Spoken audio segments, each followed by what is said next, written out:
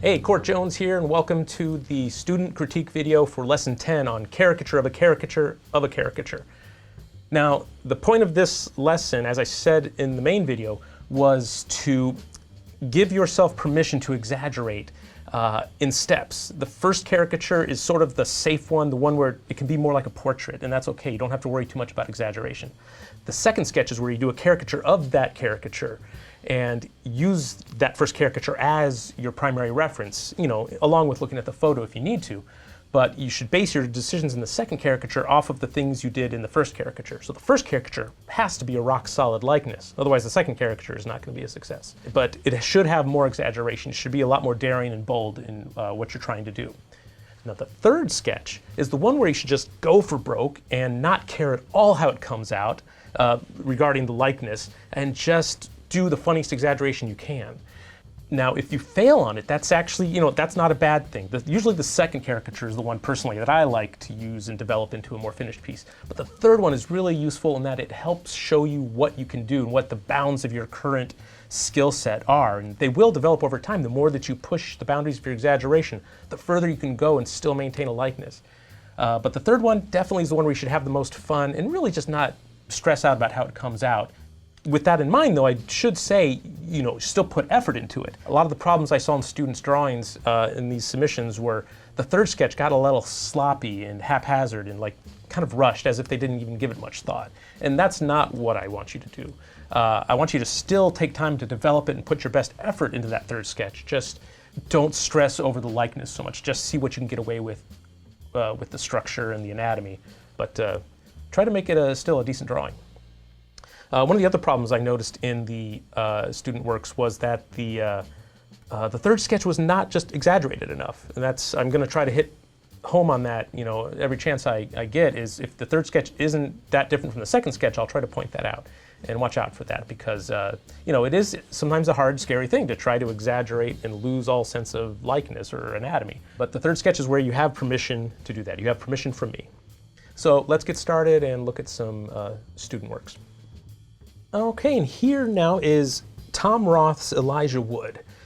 And I think that's a pretty nice progression from original caricature to the final third caricature.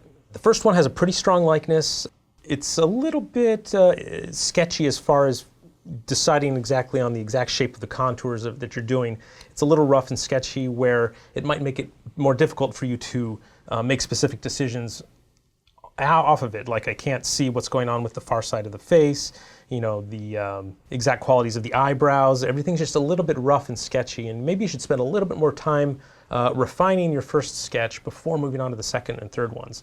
You know, the decisions are good, the likeness and exaggeration is good on the first one. It's just, you know, if I were to nitpick, I would say that would be your main problem, is just cleaning it up a little bit more so that your decisions are a little bit more clear as to what you did. So it'll be more informative for you for your second and third sketches. Now, the second sketch, the one in the middle, isn't much more exaggerated than the first one. You know, you did a few things like made the chin a little smaller, made the eyes a little bit bigger. I would like to see a little bit more brave exaggeration choices in that in the second one. The third one, you actually, you know, you did actually jump off the diving board there, I think, and do some more extreme exaggerations.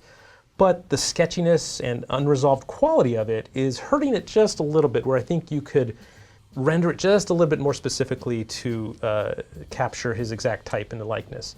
So if I were to just do a quick over-tracing, I would probably pick the third one here to refine and develop a little bit further, and also to see if I can push the exaggeration a little bit further for you. Okay, and one of the things also that happened in your third caricature here is you turn the head a little bit more closer towards the viewer, like looking more at us, and turn it away from profile. And I'm going to try to get that more strong profile view back as well.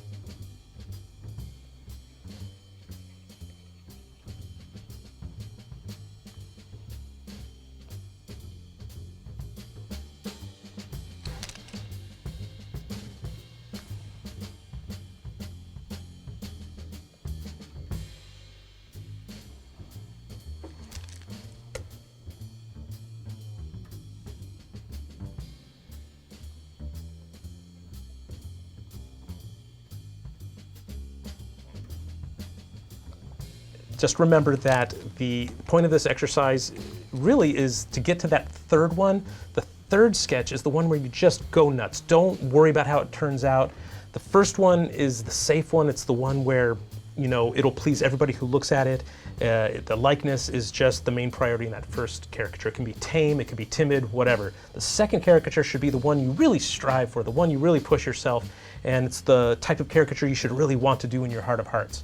And the third caricature is the one that you really don't want to do, the one that you think is a really bad idea to do these choices. Because it helps you push your boundaries, you discover where your limits are, you discover what may work. You may actually surprise yourself and come up with a sketch that is just hilarious and works really well and still captures a good likeness.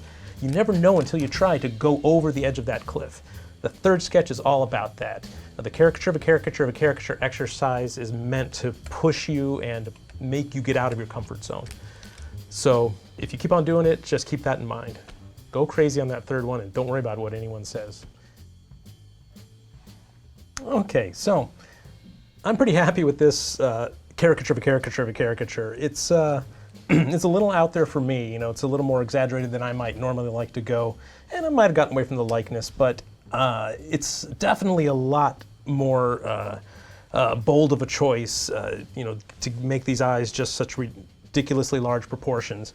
You know, I built on what you had underneath, and so it's pretty close to actually what you were already doing, Tom, but it's just a little bit more figured out, a little bit more solidified.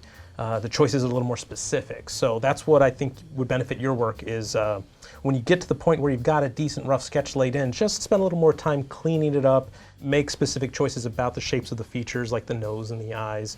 And that's my main comment for you is just, you know, choices are good, just work on your rendering a little bit more. So that was just a really quick look at one of the critiques that I do for the students in the premium section of the course. I go over a lot more examples of different student works, different physical types. All of them have different problems, different roadblocks that we try to work through.